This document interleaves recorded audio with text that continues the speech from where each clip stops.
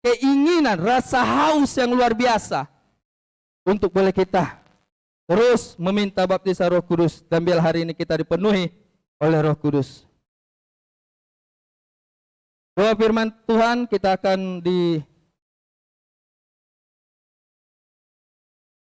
dipimpin doa firman Tuhan oleh Bapak Syukur Sinaga. Nah, kita angkat lagu pujian kita.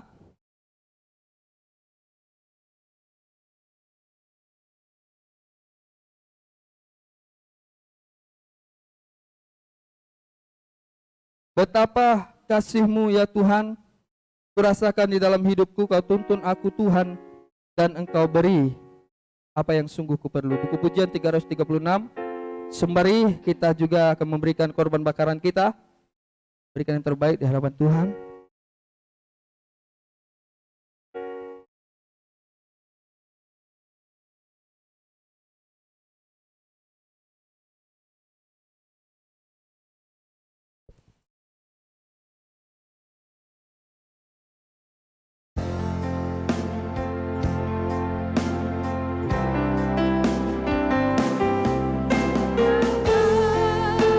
Kasih-Mu ya Tuhan, ku rasakan di dalam hidupku. Kau tuntun aku Tuhan, dan Engkau beri apa yang sungguh ku perlu. Bukan harta dunia semata, dan harta dunia semata, melainkan iman yang tak binasa. Dan ku tahu Kau berkuasa, angkat aku Tuhan, Tuhan Yesus, ku selalu tangan-Mu yang membuat aku perkasa,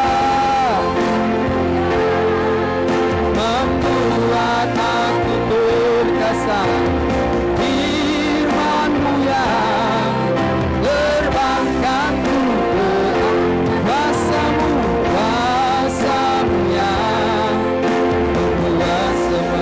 Tuhan Yesus, ku selalu betapa kasih-Mu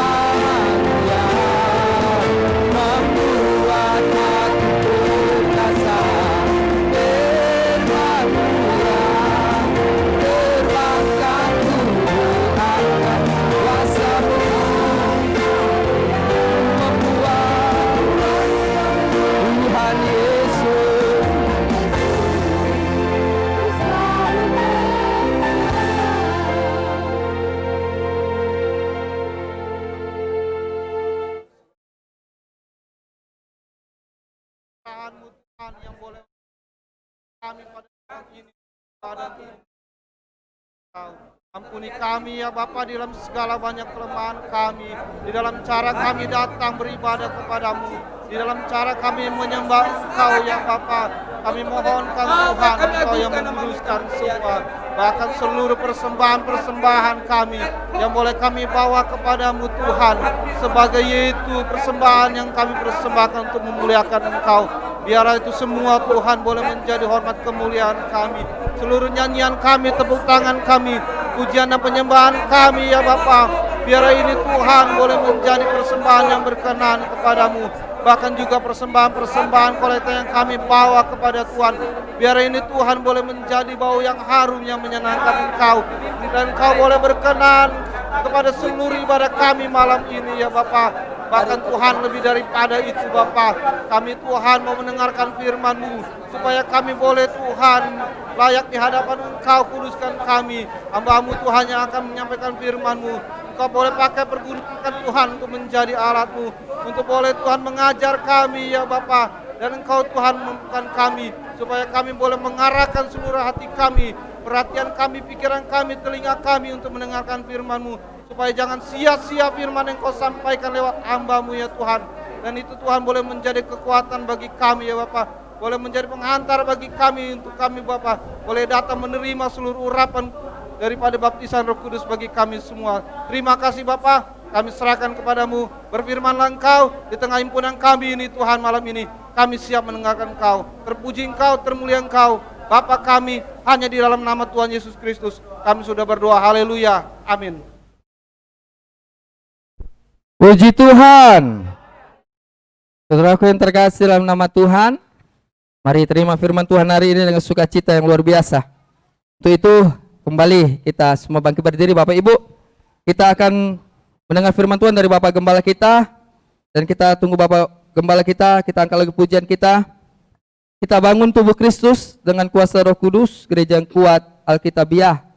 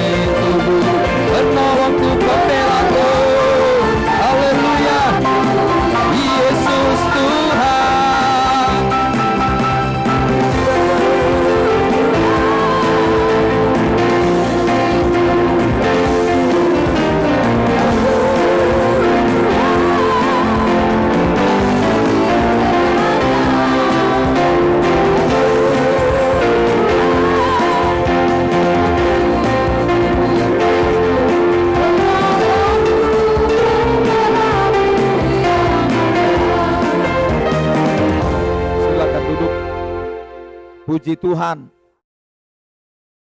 Kita akan dengarkan firman Tuhan, saudara, dalam kitab Yakobus pasal yang keempat. Kitab Yakobus pasal yang keempat. Juga semua teman-teman yang ada di rumah masing-masing dan yang dorong melibatkan diri dalam ibadah secara online, diharapkan semua kita bersungguh-sungguh.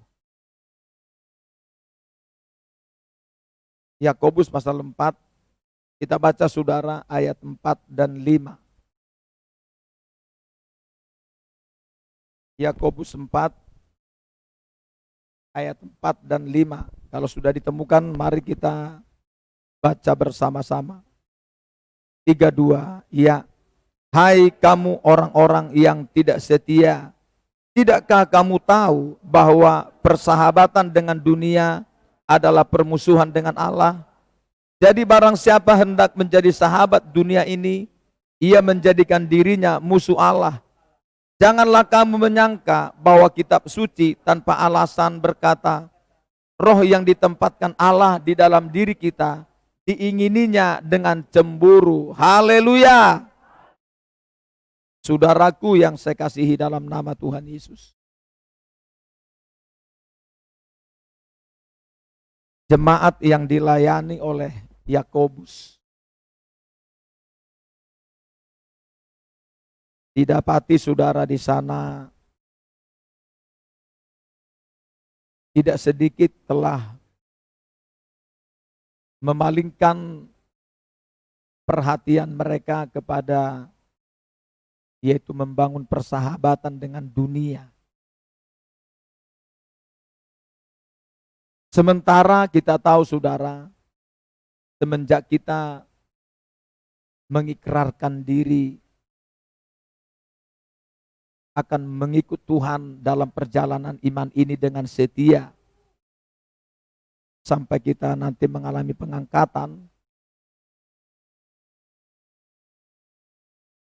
ada banyak orang saudara di perjalanan mengingkari yaitu kesetiaan kepada Tuhan saudara.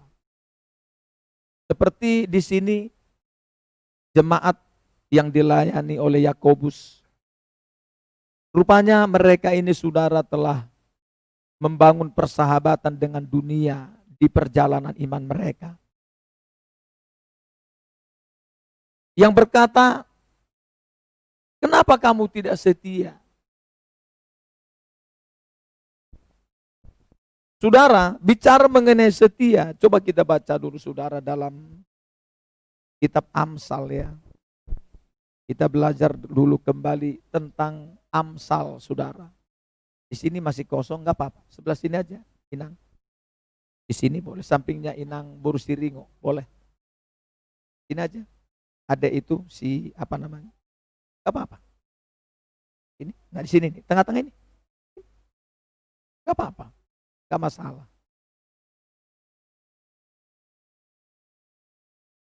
Oke.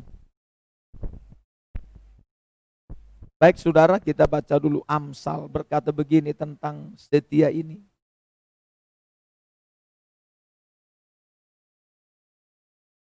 Pasal 19. Amsal pasal 19 ayat 22. Kita baca saudara. Amsal 19 ayat 22. 32 iya. Sifat yang diinginkan pada seseorang ialah kesetiaannya. Lebih baik orang miskin daripada seorang pembohong. Lihat saudara. Sifat yang diinginkan dari seseorang itu adalah kesetiaannya. Setia.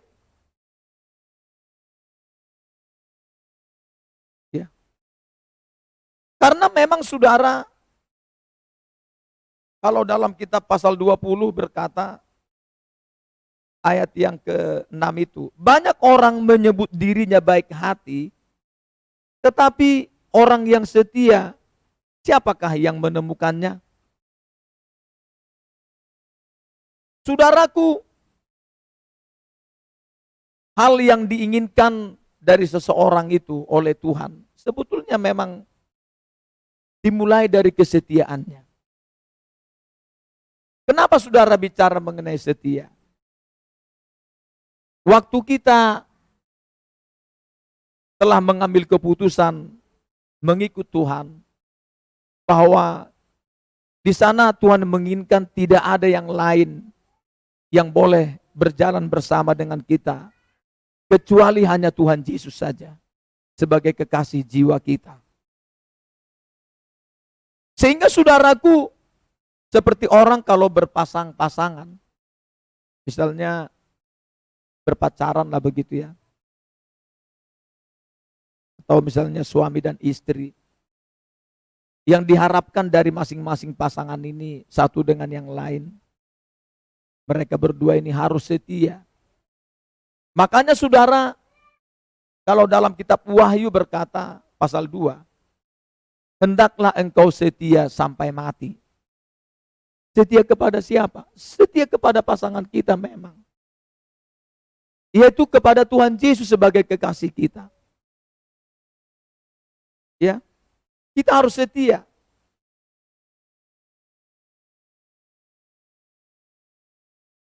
Di perjalanan kita lihat memang dalam Alkitab ada banyak saudaraku orang percaya. Mereka mulai surut dalam kesetiaannya. Padahal kalau setia, Tuhan itu kan dalam hal misalnya mengikut Tuhan ini dalam pemberian janjinya kepada kita.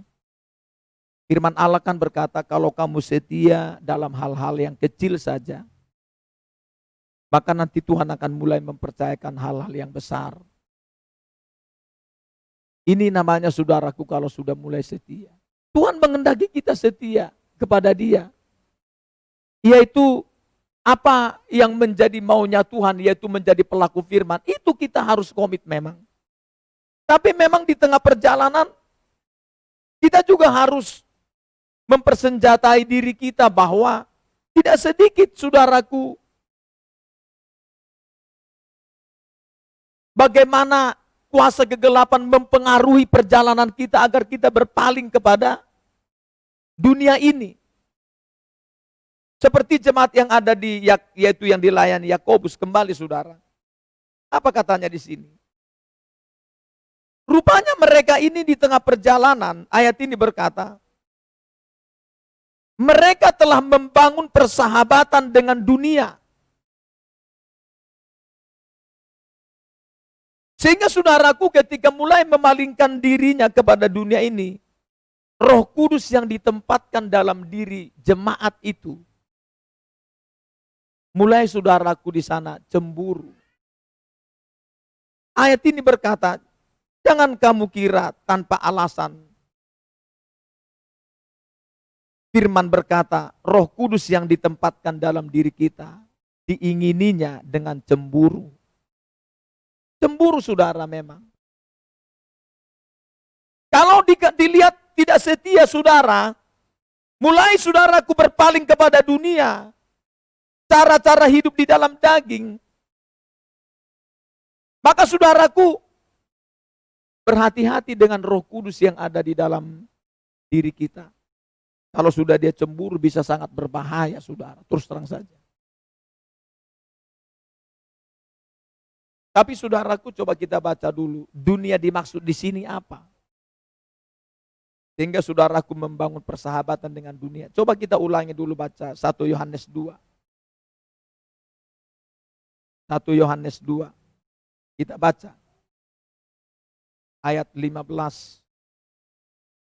1 Yohanes 2 ayat 15 dan 16. 32. Ya. Janganlah kamu mengasihi dunia dan apa yang ada di dalamnya.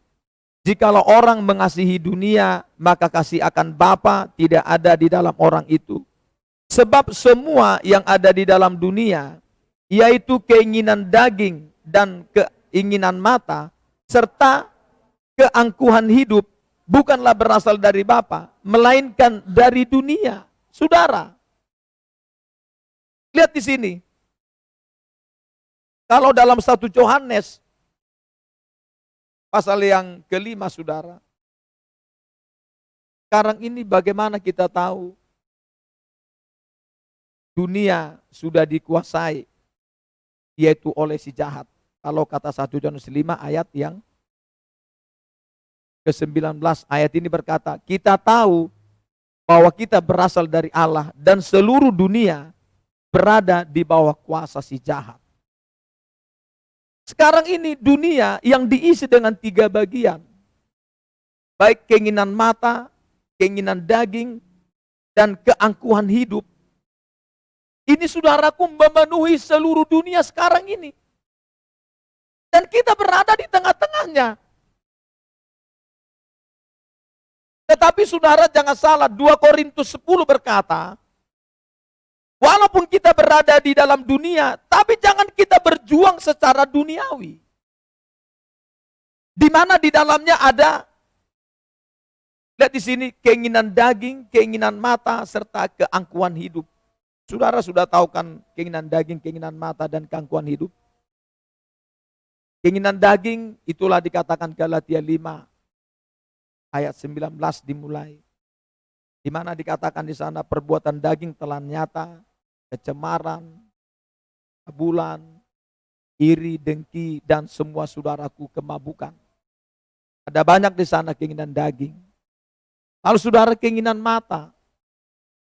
Bagaimana hari itu dalam kitab Lukas 4, waktu Tuhan Yesus berada di atas gunung, bagaimana iblis memperlihatkan, kata memperlihatkan itu keinginan mata ditawarkan, yaitu kepada keinginan kerajaan dunia.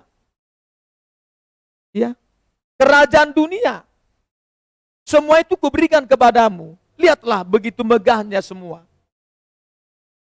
Asal kamu menyembah aku. Lihat saudara. Iblis tidak berhenti karena memang 3 bagian ini, keinginan daging, keinginan mata, dan keangkuhan hidup. Ini sekarang yang bekerja keras di dalam dunia ini.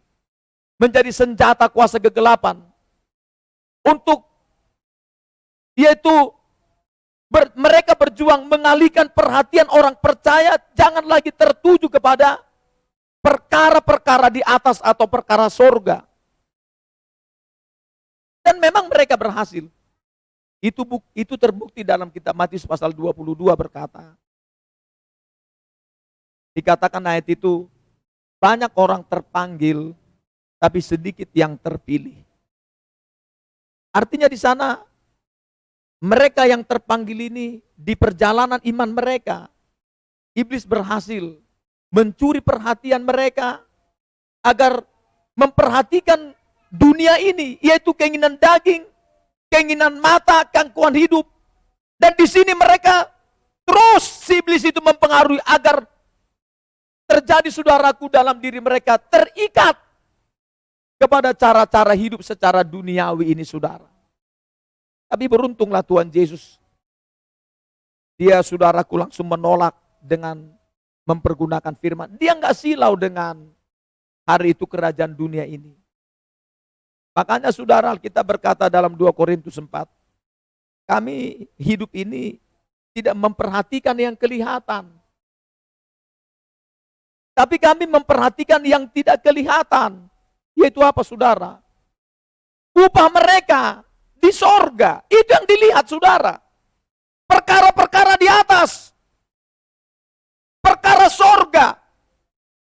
Ini yang diperhatikan oleh sebetulnya orang percaya seperti apa kata Paulus saudara. Dan yang ketiga apa tadi di sini dikatakan? Keangkuhan hidup. Saudara tahu keangkuhan hidup? Kalau dalam Alkitab 2 Korintus 10, di sana keangkuhan hidup itu adalah yaitu ada nilai-nilai prestasi yang melebihi dari orang-orang lain yang di sana dimunculkan oleh kuasa kegelapan di hati pikirannya dan dia berhasil saudaraku di sana. Sehingga saudaraku ketika dia berhasil dia akan menjadi angkuh. Makanya kalau orang dibangun berhasil dia ada punya nilai-nilai prestasi bukan dari Tuhan, ujungnya dia akan menjadi angkuh saudara. Iya, menjadi sombong. Tapi kalau dia tahu itu berasal dari Tuhan, dia akan berkata seperti Daud, Tuhan, siapa aku ini sehingga Engkau membawa aku dan keluargaku sampai sejauh ini kami sangat diberkati Engkau. Bahkan Engkau berjanji keturunan saya pun di hari mendatang ini semuanya Engkau akan tetap pelihara. Siapa aku ini? Ini saudara orang yang betul-betul mengakui bahwa keberhasilannya itu karena Tuhan. Ini yang membuat dia tidak akan sombong saudara. Tapi kalau dia menyadari karena itu kuat gagahnya, dimunculkan oleh kuasa kegelapan, Ketika dia memiliki nilai-nilai prestasi yang lebih, dia akan menjadi sombong, saudara. Iya. Sejak awal sampai hari ini, senjata iblis hanya 3 ini. Dalam semua ruang lingkup yang ada dalam hidup dalam dunia ini, saudara. Tapi walaupun ini sebetulnya adalah masalah klasik, udah lama. Sejak masa Adam, sampai hari ini, iblis berhasil, saudara. Sehingga jemaat yang dilayani oleh Yakobus, kata ayat ini, di perjalanan, mereka tidak setia lagi kepada Tuhan. Sehingga saudaraku, Alkitab berkata, jangan kamu kira tanpa alasan. Alkitab berkata, Roh Kudus yang ditempatkan dalam dirimu, sebetulnya diingininya dengan cemburu. Saudara, jangan sampai saudaraku, ya, kalau ada misalnya kita mulai berpaling kepada cara-cara hidup secara duniawi ini. Alkitab berkata kalau di situ kita terus, maka kita sedang membangun persahabatan dengan dunia. Ibarat saudara, suami istri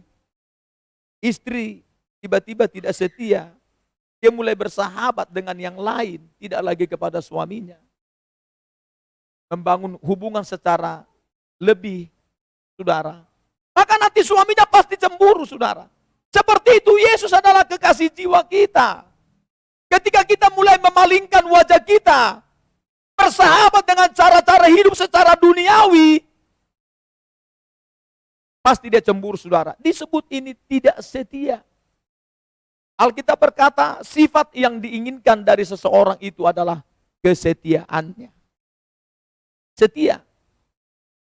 Saudara, kita akan baca dulu, saudaraku, beberapa tentang cemburu ini, ya. Setidaknya 3 lah kita malam ini kita belajar 3 bagian tentang Roh Kudus yang ditaruh Tuhan dalam diri kita. Ketika kita mulai memalingkan wajah kita kepada yang lain, maka saudara, dia akan cemburu kepada kita. Namun saudara, kita akan baca dulu apa sih arti dari cemburu. Artinya dampaknya itu seperti apa. Coba kita baca. Dalam Amsal 6 berkata demikian. Amsal 6, saudara. Coba kita baca Amsal 6 ayat 34 dan 35. Amsal 6 ayat 34 dan 35. 32, iya. Karena cemburu adalah geram seorang laki-laki. Ia tidak kenal belas kasihan pada hari pembalasan dendam. Ia tidak akan mau menerima tebusan suatu pun. Dan ia akan tetap bersikeras. Betapa banyak pun pemberianmu. Ini saudara tentang cemburu. Saudara pernah cemburu waktu masih pacaran? Enggak peduli kita dengan siapapun dia. Mau dia bos kita, mau atasan kita, enggak ada urusan. Kira-kira begitu, saudara. Karena mencoba saudara misalnya mempengaruhi pacar kita, misal saudara. Pasti kita mau. Di sini ayat ini berkata, ini adalah suatu geram seorang laki-laki.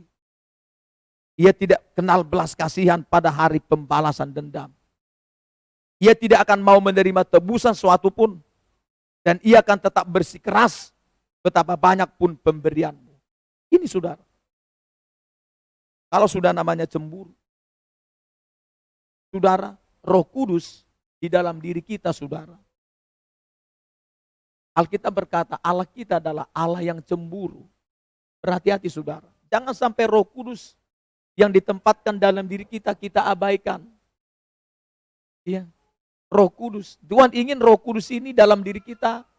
Kita menjalin hubungan yang begitu akrab. Kita mau, saudaraku, dipimpin oleh Roh Kudus. Jangan kita, saudaraku, mulai memalingkan perhatian kita kepada dunia ini. Nah, saudara, kita kembali tadi dulu Yakobus pasal 5. Yang pertama di sini apa? Apa dikatakan? Tadi sudah. Kalau ditempatkan dalam diri kita ini, ya, Roh Kudus. Coba kita baca. Tadi sudah, yaitu sudah kita bahas dulu yang pertama tentang, yaitu Tuhan itu cemburu kalau membangun persahabatan dengan dunia. Yang kedua, coba kita baca, Roh Kudus yang ditempatkan dalam diri kita. Kita tahu kan, kalau 1 Korintus 6, coba kita baca. 1 Korintus 6. Apa kata firman Tuhan saudara? 1 Korintus 6. 1 Korintus 6 ayat yaitu 19 dan 20, 32 iya. Atau tidak tahukah kamu bahwa tubuhmu adalah bait Roh Kudus yang diam di dalam kamu, Roh Kudus yang kamu peroleh dari Allah, dan bahwa kamu bukan milik kamu sendiri, sebab kamu telah dibeli dan harganya telah lunas dibayar. Karena itu muliakanlah Allah dengan tubuhmu. Saudara, tubuh kita ini adalah gereja, bait Tuhan. Dan ditempatkannya Roh Kudus di dalam gerejanya, dalam baitnya. Lalu keinginan Tuhan apa? Roh Kudus yang ditempatkan dalam diri kita ini, keinginannya tubuh kita ini harus memuliakan Tuhan itu sendiri. Makanya kalau gereja kan setidaknya fungsinya ada berapa? Setidaknya pertama menjadi rumah persembahan. Kalau dalam kitab 2 Tawarik 7. Yang kedua, menjadi rumah doa. Kata Matius pasal 21. Jadi saudara, bagaimana sebetulnya gereja atau tubuh kita ini harus betul-betul di sana dua bagian itu menjadi rumah persembahan dan rumah doa. Di mana ini harus memuliakan Tuhan, tubuh kita ini kita pergunakan untuk menyembah Tuhan. Berdoa. Kita bawa persembahan kita, tepuk tangan kita, pujian kita, tubuh kita ini saudara. Ya. Tetapi saudara, kita tahu dalam tubuhnya ini, tubuh kita ini adalah gerejanya. Ada Roh Kudus ditempatkannya. Sering saudara coba kita baca di sini yang dalam kitab Yehezkiel pasal 5, bagaimana dijadikan mereka gereja itu menjadi kuil, menjadi tempat penyembahan berhala saudara. Kayak sekarang ini banyak gitu gereja. Di atas menyembah Tuhan, di bawah menyembah kuil saudara. Padahal itu gereja. Lantai 1 dan lantai 2. Itu sudah banyak di sini. Coba kita baca Yehezkiel pasal 5. Coba kita baca. Yehezkiel pasal 5 ayat 11 sampai dengan 13. 32 iya. Sebab itu demi aku yang hidup, demikianlah firman Tuhan Allah. Sesungguhnya oleh karena engkau menajiskan tempat kudusku dengan segala dewamu yang menjijikkan dan dengan segala perbuatanmu yang keji, aku sendiri akan meruntuhkan engkau. Aku tidak akan merasa sayang dan tidak akan kenal belas kasihan. Sepertiga daripadamu akan mati kena sampar dan mati kelaparan di tengah-tengahmu. Sepertiga akan tewas dimakan pedang di sekitarmu dan sepertiga lagi akan kuhamburkan ke semua mata angin, dan aku akan menghunus pedang dari belakang mereka. Aku akan melampiaskan murkaku kepada mereka, sehingga hatiku yang panas tenang kembali, dan aku merasa puas, dan mereka akan mengetahui bahwa akulah Tuhan yang mengatakannya di dalam cemburuku, tatkala aku melampiaskan amarahku kepada mereka. Saudara, lihat ayat ini. Bagaimana hari itu gereja atau bait Allah secara fisik seperti ini saudara, telah dijadikan kalau pertama beribadah, begitu ya. Beribadah seperti kita, sebentar lagi mau mulai ditempatkan dewa-dewa. Dewa orang Batak kan opu mulai jadi nabolon. Terserahlah mereka kalau nggak mau dengar ini. Yang penting kita sampaikan apa itu kebenaran. Tuhan tanggung jawab atas firman-Nya. Lihat ayat ini. Bagaimana hari itu seperti dalam 2 Raja-Raja pasal 17. Coba kita baca sebentar saudara. 2 Raja-Raja 17.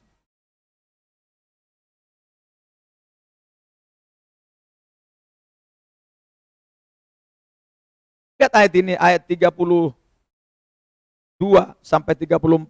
2 Raja-Raja 17 ayat 32, 34. Coba kita baca sungguh-sungguh firman Tuhan. Kita tidak boleh hanya terdaftar menjadi anggota gereja atau hanya saudaraku kita ini hanya menjadi Kristen saja. Ya. Tidak seperti itu. Kita tidak boleh hanya beragama, tapi harus tahu saudaraku firman Tuhan. Coba kita baca ayat 32 sampai 34, 32 iya. Di samping itu, mereka berbakti kepada Tuhan dan mengangkat dari kalangan mereka imam untuk bukit-bukit pengorbanan. Maka orang-orang inilah yang melakukan ibadah bagi mereka di kuil di atas bukit-bukit pengorbanan itu. Mereka berbakti kepada Tuhan, tetapi dalam pada itu mereka beribadah kepada Allah mereka sesuai dengan adat bangsa-bangsa yang dari antaranya mereka diangkut tertawan. Sampai hari ini mereka berbuat sesuai dengan adat yang dahulu.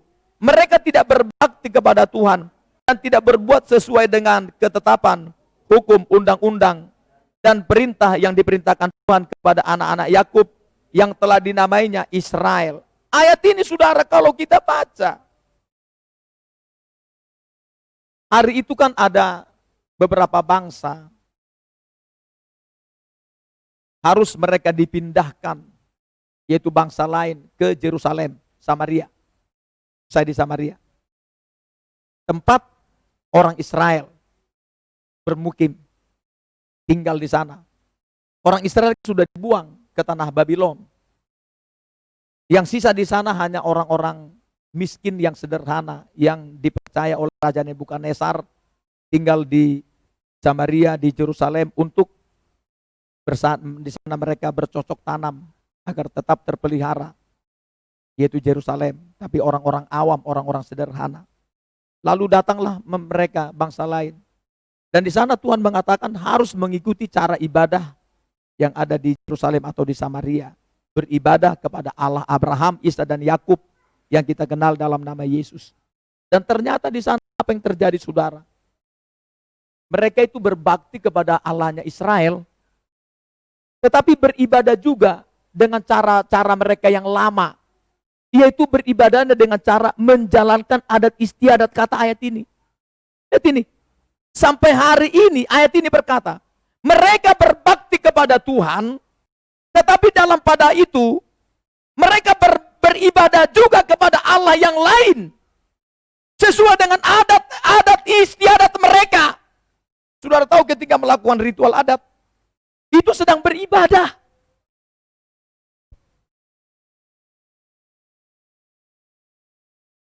Makanya dulu saudara waktu ada hari pas ada kematian, pertama kan nanti acara adat dulu, terus kedua acara gereja. Tapi waktu di acara adat itu dalam penglihatan ada di sana bertata Opumula jadi Nabolon dalam roh. Dengan dia berpakaian seperti Raja Batak. Ulos. Lalu di sana ada Debata Batara Guru mewakili hula-hula. Jadi di mana hula-hula duduk, disitulah Batara Guru, dewa itu. Debata Batara Guru. Ada Debata Mangala Bulan dan Mangala Sori mewakili dengan tubuh dan guru. Ketika mereka mulai melaksanakan ritual ini, ada membawa daging, misalnya entah B2 atau lembu, dikeliling dulu di mayat ini. Lalu saudara mulai memberi ini dan memberi itu, lalu manortorilah semua. Dan di sana nanti hula-hula itu dipercaya adalah memberi berkat. Makanya gini-gini mereka itu kalau hula-hula, kalau begini-gini. Di sana enggak berlaku itu pendeta. Karena pendetanya dalam acara adat itu adalah hula-hula. Kalau kata firman Tuhan.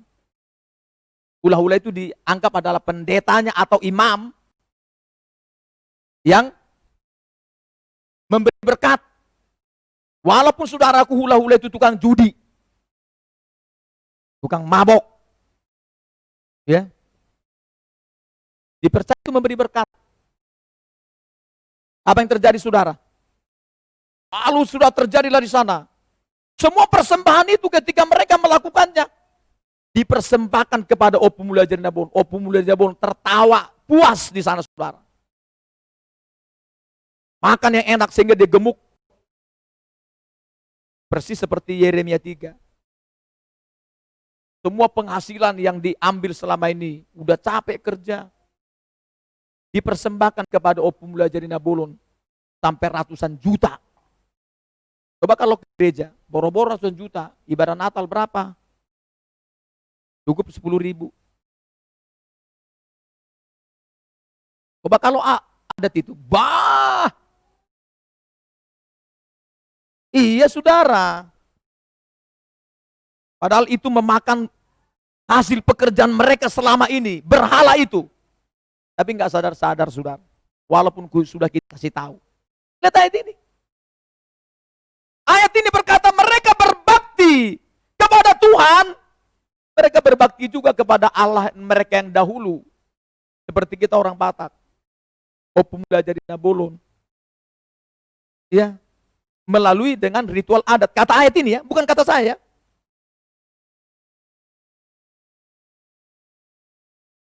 Sehingga di sana mereka menyakiti Tuhan. Cemburu Tuhan itu. Apalagi sekarang lihat gereja. Habis itu nanti baru ada acara gereja saudara. Mau membawanya.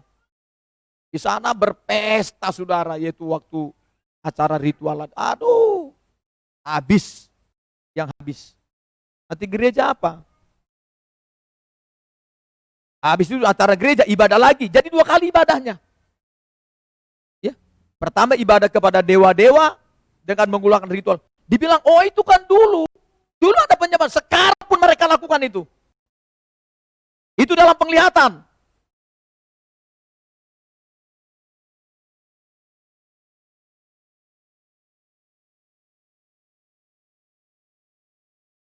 Ini saudara, kembali tadi dalam apa? Kitab apa?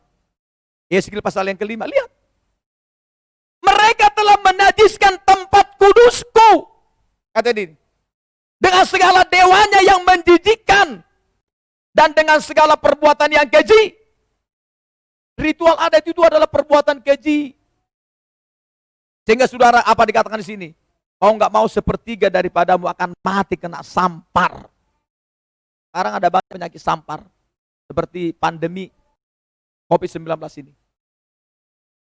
Iya. Ingat saja dalam kitab Amsal 2 ayat 2. Kutuk tanpa alasan nggak kena. Makanya dulu Abraham berdoa syafaat. Yang benar sajalah Tuhan. Kalau ada 50 orang di sana, engkau kan mau membumi hanguskan itu Sodom Gomora. Ya jangan begitulah Tuhan. Kalau di sana ada orang benar gimana? Kalau ada 50 orang, jadi nggak? Nggak jadi. Kalau 45, nggak jadi juga. Kalau 40 gimana? Oke, nggak jadi. Kalau 30, nggak jadi. 20, nggak jadi juga, nggak apa-apa. Ini yang terakhir Tuhan. Bagaimana 10? Kalau ada 10, oke, saya tidak akan mengunguskan Sodom Gomora. Didapat cuma 4 orang. Ya sudah selesai. Yang 4 orang yang ini keluar dulu. Tapi 1 orang memalingkan, yaitu wajahnya kembali ke belakang, yaitu istrinya Lot. Jadi tiang garam di sana saudara. 3 orang yang lolos saudara hari itu. Artinya 3 orang ini nggak kena. Orang benar itu tetap dipelihara Tuhan, saudara. Iya. Ada makanya Alkitab berkata, aku akan membuat pengecualian antara umatku dan yang bukan umatku. Tapi siapa ini umatnya? Orang yang setia. Setia. Ayat tadi berkata apa? Sifat yang diinginkan dari seseorang ialah kesetiaannya. Setia sampai mati. Di sini lihat. Sepertiga dari mereka akan mati kena sampar. Mati karena kelaparan. Mati dibawa makan pedang. Akan muncul kelaparan. Suatu hari dunia ini akan menjadi, ingat seperti Alkitab yang berkata, bagaimana nanti masa antikristus yang sangat dahsyat itu ya, terutama 3,5 tahun yang kedua. Siapa yang tertinggal akan masuk ke, yaitu kepada penyiksaan, kesusahan yang belum pernah terjadi di bumi ini. Kalau yang 3,5 yang pertama masih biasanya itu, sudah dicatat Alkitab. Ini yang belum pernah terjadi katanya kalau 3,5 tahun yang kedua. Tapi kita saudara harus mengalami pengangkatan pada saat itu. Yaitu mengalami pengangkatan buah sulung. Yang tertinggal kalau mereka bisa bertahan, mereka akan mengalami juga pengangkatan berikutnya saudara, susulan. Ya saudara, dan di sini dikatakan sebelum hal itu terjadi akan datang penyakit sampar, kelaparan, Pedang, pedang di sini gambaran perang saudara, akan mengalami mati dalam perang. Akan terjadi seperti sekarang banyak perang antara daerah, antara suku, antara bangsa saudara. Tapi kita doakan supaya itu jangan terjadi di masa kita. Karena roh-roh jahat pasti bekerja. Belum lagi katanya, dikatakan di sini. Apalagi nih, aku akan menghamburkan kamu ke semua mata angin. Artinya akan ada terjadi tercerai-berai. Iya. Seperti Alkitab berkata, apa pujian kita? Bapa dan ibu tercerai, sanak saudara tercerai, perceraian selamanya waktu Tuhan menghukum dunia. Saudara, lihat ayat ini.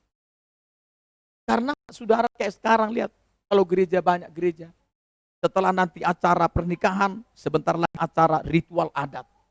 Padahal saudara, lebih baik seperti cara Alkitab. Habis acara gereja, bikin ucapan syukur, datangkan hamba Tuhan, undang juga hula-hula dengan tubuh maupun boru, nggak apa-apa. Menyampaikan sepatah kata, nggak ada masalah. Yang baik-baik dari firman ya, tidak masalah. Tapi kalau udah mulai ritualnya, jangan saudara. Dianggap nanti hula memberi berkat. Misalnya borunya adalah pendeta. Ini nggak berlaku ini. Tetapi ini di belakang ini. Hula-hula yang dipercaya memberi berkat. Karena hula-hula itu imamnya, pendetanya di sana dalam acara adat itu. Disinilah Tuhan itu cemburu saudara kepada orang-orang percayanya. Apalagi ditempatkannya dalam dirinya ada Roh Kudus. Tubuh kita ini bait Allah. Jangan kita saudara jadikan menjadi sarang penyamun atau tempat penyembahan berhala. Tuhan itu cemburu saudara. Bisa berbahaya. Ayat ini mengatakan, sampai dikatakan, sehingga murkanya yang panas itu semua. Ada mati kelaparan, mati kena sampar. Ada mati karena ini dan itu. Banyak penghukuman terjadi. Karena apa? Cemburu yang di dalam Tuhan itu, oleh Roh Kudus itu mengerjakannya. Dia cemburu. Ayat tadi berkata, jangan kamu kira tanpa alasan, kata ayat itu. Roh Kudus yang ditempatkan dalam diri kita, diingininya dengan cemburu. Ya. Kalau dia sudah geram saudara, nggak ada urusan buat dia. Mau sebanyak apapun pemberian kita sama dia, nggak bakal lagi diterge. Iya. Sudah ini saudara, sudah tutup, sudah nggak bisa lagi. Nggak bisa. Dia baru surut murkanya, surut cemburunya, kalau sudah terlampiaskan semua. Memang pengajaran cukup keras saudara. Ini saudara tadi yang kedua. Ya. Tadi membangun persahabatan dengan dunia. Yang kedua kita jadikan tubuh kita ini tempat penyembahan berhala. Padahal Roh Kudus ada dalam kita. Yang ketiga ini cemburu yang baik. Maksudnya cemburu untuk dalam orang percaya. Coba kita baca ayatnya. Yesaya pasal yang ketiga. Maka saya bilang setidaknya ada 3 kita bahas mengenai cemburu saudara. Yesaya pasal 9. Coba kita baca saudara.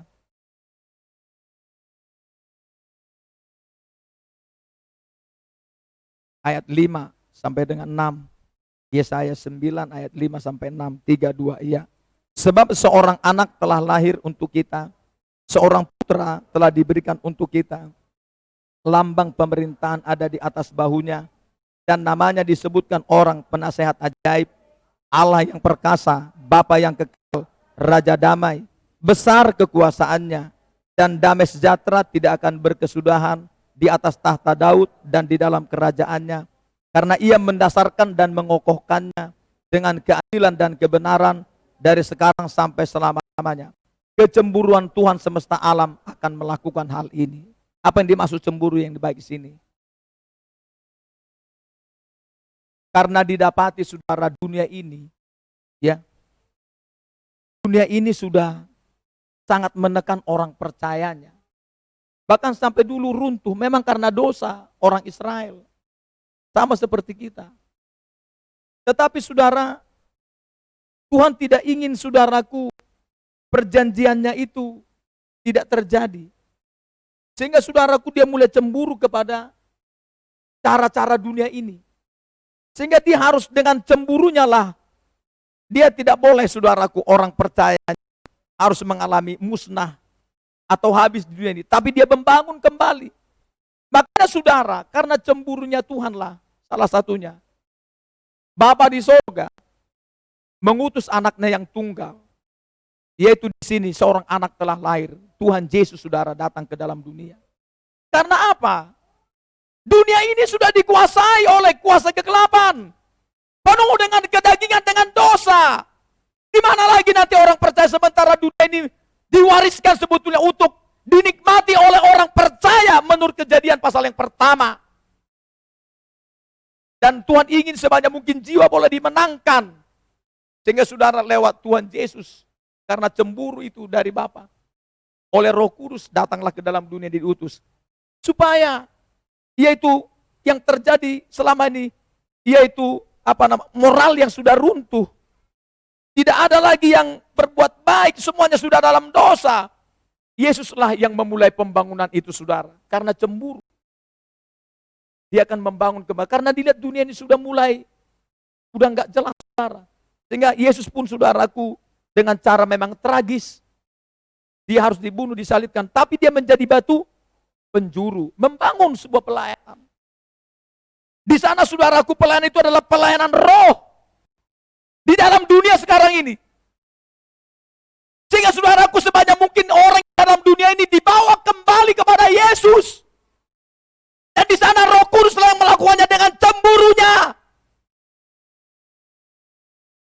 Karena dia tidak ingin anak-anaknya, ciptaannya segambar dengan dia. Harus masuk ke neraka semua. Dia ingin diselamatkan sebanyak mungkin jiwa. Dengan itulah saudaraku dibangun kembali sebuah pelayanan dalam kerajaan Allah di bumi ini. Kerajaan Allah yang oleh Roh Kudus mengerjakannya. Roh Kudus itu sudah ditempatkan Tuhan dalam diri kita saudara. Dia mengingininya dengan cemburu. Dengan kita saudara, ketika dia cemburu, lihat saudara apa enggak cemburu melihat dunia ini berhasil. Orang dunia berhasil. Lihat, mereka enggak ibadah, enggak puasa. Hidupnya semaunya kok berhasil. Lalu kita bagaimana? Apa saudara enggak cukup? Mana? Kenapa seperti itu mereka ya? Lalu saudaraku, Roh Kudus dalam diri kita cemburu. Ingin saudaraku, bagaimana dengan cara Roh Kudus, cara firman. Bagaimana membangun sebuah, yaitu perjalanan iman, sebuah pelayanan, sebuah cara hidup yang baru. Berdasarkan hanya dengan firman, tidak berdasarkan dengan cara dunia. Tapi berhasil dengan cara firman. Itulah Roh Kudus yang ditempatkan dia dalam diri kita ini saudara. Ingin saudaraku sebanyak mungkin jiwa didatangkan untuk menyenangkan Tuhan. Itulah gunanya kita, saudara, Roh Kudus yang dalam diri kita. Supaya dengan cemburu melihat dunia ini. Bagaimana banyak jiwa yang sudah dibawa ke alam maut. Kita mau merampas mereka saudara. Dengan cara apa? Seperti ayat ini, memberitakan Injil. Memberitakan firman. Lihat di sini. Karena ia mendasarkan dan mengokohkannya dengan keadilan dan kebenaran. Tuhan mau membangun sebuah cara hidup yang baru. Itu sudah dimulai oleh Tuhan Yesus sampai sekarang. Dan kita di sana telah terpanggil menjadi anak Tuhan, salah seorang pekerjanya di dalamnya. Mari saudara, Roh Kudus yang ditempatkan dalam diri kita. Dia begitu cemburu melihat kalau banyak jiwa harus masuk ke alam maut, saudara, ke neraka. Tapi ketika Roh Kudus berdiam dalam kita, kita diinginkan supaya menangkan mereka. Dan Roh Kudus akan menjamin perjalanan pelayanan kita dengan mereka kita bisa rampas dengan kekuatan apapun yang mereka miliki. Karena Roh Kudus itu adalah roh lebih besar daripada seluruh roh yang ada di dunia ini. Mampu menjangkau jiwa-jiwa sebanyak mungkin. Makanya saudara dan saya kenapa dibawa sekarang di dalam kehidupan cara hidup yang baru dalam cara hidup oleh roh ini. Roh Kudus saudara yang menarik kita dari dalam itu. Roh Kudus melalui hamba Tuhan. Yang di sana memenangkan jiwa-jiwa kita ini dengan disampaikan firman. Roh Kudus yang bekerja dalam diri mereka. Kita dimenangkan, kita dibawa sekarang dalam cara hidup yang baru. Hidup oleh roh. Dan diinginkan Tuhan saudara, supaya kita terus saudaraku hidup oleh roh. Supaya betul-betul kita dipimpin Roh Kudus. Bahkan yang belum penuh Roh Kudus, minta dipenuhi Roh Kudus. Supaya Roh Kudus nanti sudah akan tahu merasakan, waduh, ada keluarga saya yang belum dimenangkan ini. Ada teman saya, sahabat saya, siapa saja. Saya mau memenangkan mereka. Roh Kudus saudaraku cemburu melihat banyak jiwa. Buatan tangan Tuhan itu dibawa ke neraka saudara. Sehingga Roh Kudus mulai bekerja. Saya akan menangkan mereka. Lewat kita saudara. Saudaraku ada banyak yang bisa kita kerjakan. Untuk memenangkan jiwa ini saudara. Karena cemburunya Tuhan melakukan semua ini. Saudara dengan berdoa. Saya harapkan kita saudara tolong. Minimal lah Selasa dan Sabtu kita doa puasa di rumah masing-masing. Saya nggak tahu apa saudara masih melakukannya. Kalau kami saudara, tetap kami lakukan itu sampai hari ini. Gak mau kami saudaraku absen kalau apalagi Selasa dan Sabtu di dalam doa puasa. Kami akan tetap hadir di rumah Tuhan. Kami datang sama Tuhan. Kami hari ini puasa, Tuhan beri kami kemampuan, kekuatan. Dengan itu Roh Kudus menyatakan cemburunya. Bagaimana kita melihat jiwa-jiwa ini kita penuh dengan belas kasihan. Kata Matius pasal yang ke-9. Dikatakan itu tuayan memang banyak tapi pekerja sedikit. Lalu di sana tergeraklah hati Yesus oleh belas kasihan. Roh Kudus akan menggerakkan rasa belas kasihan dalam diri kita kepada banyak orang. Sehingga mereka akan kita menangkan saudara-saudara. Tolong kita ini. Banyaklah kita doa puasa. Apalagi di tengah-tengah pandemi COVID-19. Kita tahu saudara. Situasi bukan semakin membaik. Lihat, di sana sini muncul hal-hal yang mengejutkan kita tidak tahu sesuai dengan dalam kitab. Yaitu Lukas pasal 21 itu saudara. Kita tidak duga hal yang terjadi. Tetapi kalau kita saudara terus setia sama Tuhan. Kita bangun diri kita terus bersama dengan Roh Kudus, saya percaya. Akan banyak jiwa kita boleh menangkan. Percaya saja saudara, Tuhan pasti jamin kita. Pelayanan ini pelayanan dia, pelayanan roh. Dia yang menginginkan kita ibadah. Dia tanggung jawab atas kita. Saya selalu bilang seperti itu. Aku tanggung jawab bukan kuat kami di sini beribadah. Saya tidak mau tahu Tuhan. Ini gerejamu, ini pelayananmu. Kami di sini kalau ibadah oleh roh. Kata Filipi 3. Maupun dalam kitab Yohanes pasal 4, 22, 23. Kita beribadah dalam roh dan kebenaran. Sebab itu saudara hari ini. Tolong kita. Supaya betul-betul saudara. Roh Kudus yang ditempatkan kita. Jangan kita saudaraku bertamasya saja. Kadang-kadang kita bertamasya dengan berbahasa roh. Dengan kita saudaraku banyak kita miliki karunia-karunia. Tapi kita tidak menjadi berkat saudara. Kalau ada karunia boleh sampaikan kepada kami. Untuk kita bagi-bagikan kepada teman-teman. Supaya saudara di sana teman boleh terberkati oleh karena karuniamu saudara. Kita menangkan sebanyak mungkin jiwa. Ya, dan apa saudara miliki? Dari materimu, dari tenagamu, waktumu dan lain-lain untuk Tuhan ini. Persembahkan saudara sebagai salah satu cara Roh Kudus cemburu untuk memenangkan sebanyak mungkin jiwa lewat kita saudara. Kata ayat ini, giat Tuhan, kecemburuan Tuhan akan melakukan hal ini, membangun, mengokohkan kerajaan, membangun, membawa jiwa-jiwa datang kepada Tuhan oleh Roh Kudus yang bekerja dalam kita. Maka malam ini saudara, minta tetap kepenuhan Roh Kudus. Yang belum dipenuhi Roh Kudus, minta baptisan Roh Kudus dan juga minta karunia-karunia rohnya. Saya percaya saudara, perjalanan pelayanan ini memenangkan sebanyak mungkin jiwa datang kepada akan terjadi sebagai yaitu giat cemburu Tuhan dari Roh Kudus kita lakukan dan juga terus kita setia dipimpin Roh Kudus sehingga disebut kita setia tidak membangun persahabatan dengan dunia, juga tidak kita pergunakan tubuh ini gerejanya ini untuk yaitu di sana penyembahan berhala, tetapi semuanya hanya untuk memuliakan Tuhan melalui memberi persembahan kita sebagai rumah doa dan menjadi rumah persembahan kepada Tuhan. Haleluya. Amin. Kita berlutut.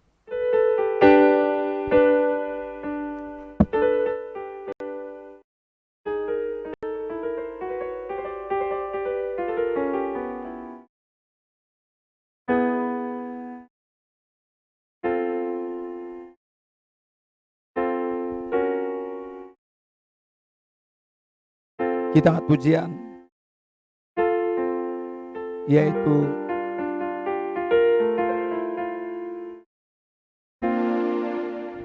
Tuhan aku rindu, Tuhan aku sayang.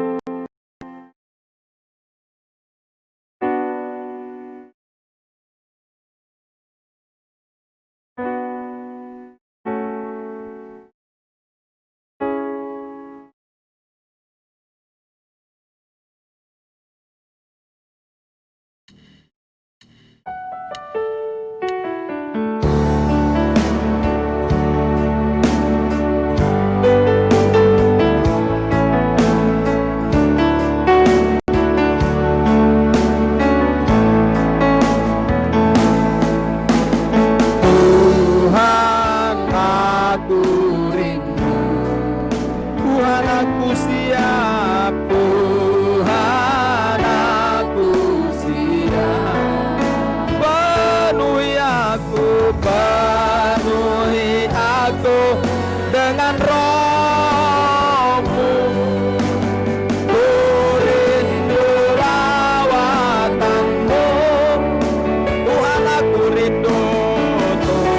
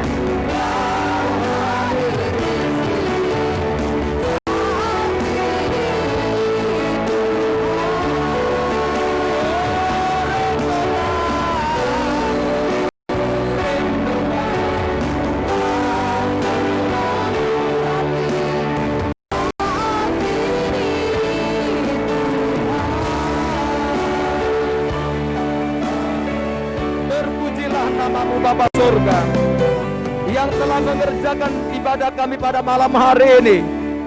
Buatlah firman yang sudah kau sampaikan, tuliskan tebal-tebal dalam loh hati kami. Buat kami semua menjadi pelaku firman. Jangan ada firman yang gugur atau berlalu. Buatlah firman itu bekerja dengan kuat dalam diri kami Tuhan. Sesuai dengan janji firman-Mu Bapa. Mau Engkau berjaga-jaga untuk membangun kami, memberkati kami, membahagiakan kami. Engkau berjaga-jaga untuk keselamatan kami, kesehatan kami. Dan Engkau yang menyuruh kami datang ke gereja-Mu. Kalau kami datang ke kebaktian, Engkau berjanji Engkau akan memberkati roti makan dan minuman kami. Maka berkatilah umat-Mu roti makan dan minuman. Semua percaya-Mu. Dan Engkau berkata Engkau menjauhkan penyakit dari tengah-tengah kami. Siapapun kami yang mengalami sakit, yang datang ke kebaktian malam ini, Bapak Saudara, dalam nama Yesus, semuanya oleh belur-belur Yesus. Tuhan Yesus, janji-Mu yang berkata, Engkau juga dalam doa-doa kami, Engkau berjaga-jaga Tuhan, untuk membangun kami, memberkati kami, menjaga kami, memelihara kami, menggembalakan kami, menjauhkan kami dari segala penyakit apapun, termasuk dari penyakit virus corona. Tuhan Yesus, Engkau berjaga-jaga atas kami ya Bapa. Tuhan Yesus, kami mempercayai Tuhan, Engkau Bapa jaminan buat kami dalam pelayanan-Mu ini. Engkau tanggung jawab atas ibadah kami terus menerus. Tuhan, umat Tuhan yang tidak ada hadir pada malam hari ini, ampuni mereka semua.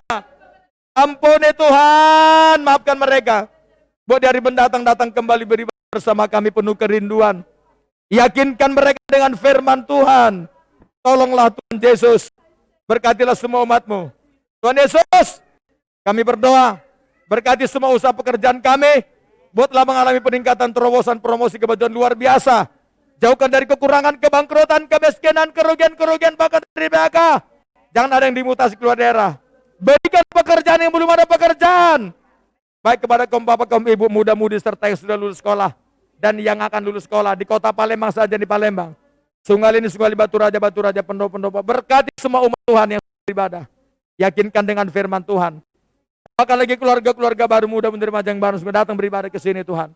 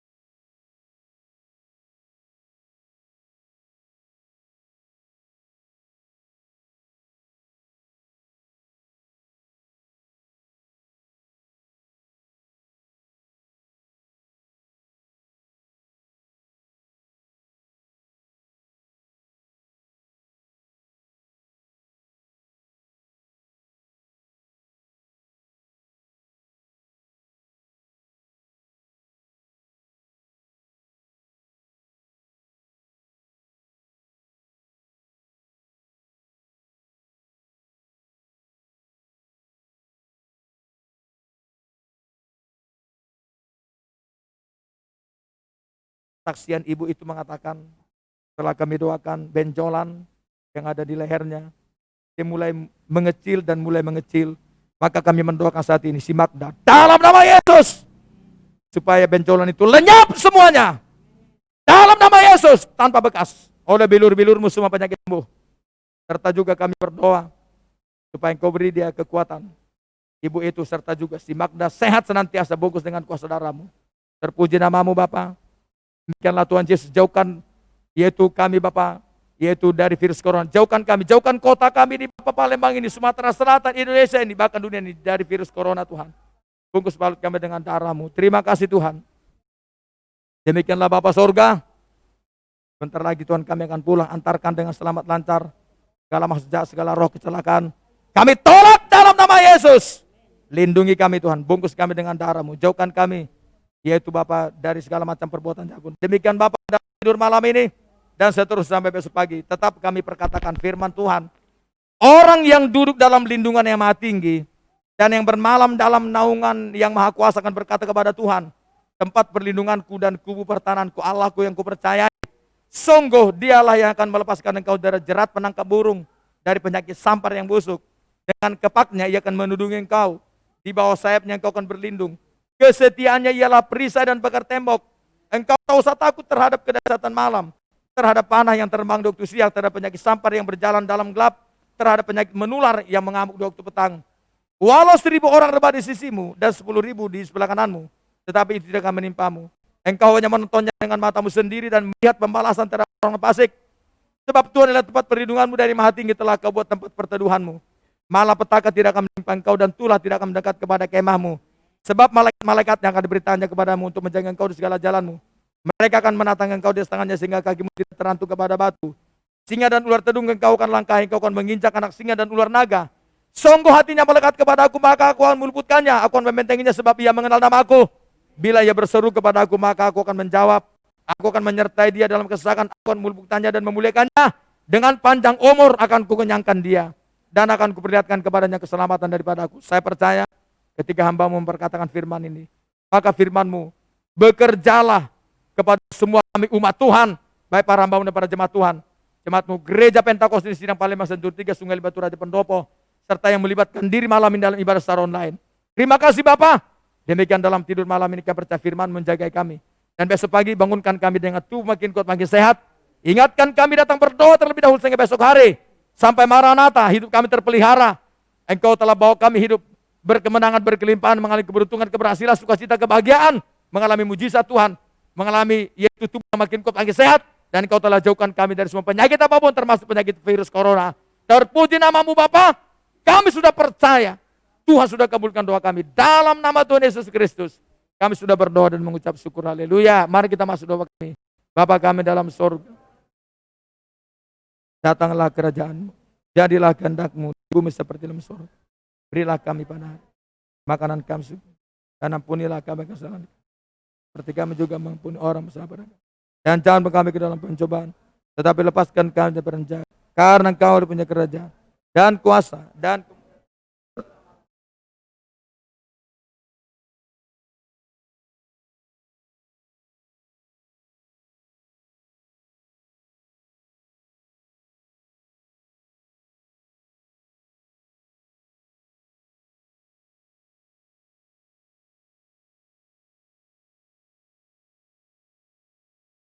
kita angkat pujian.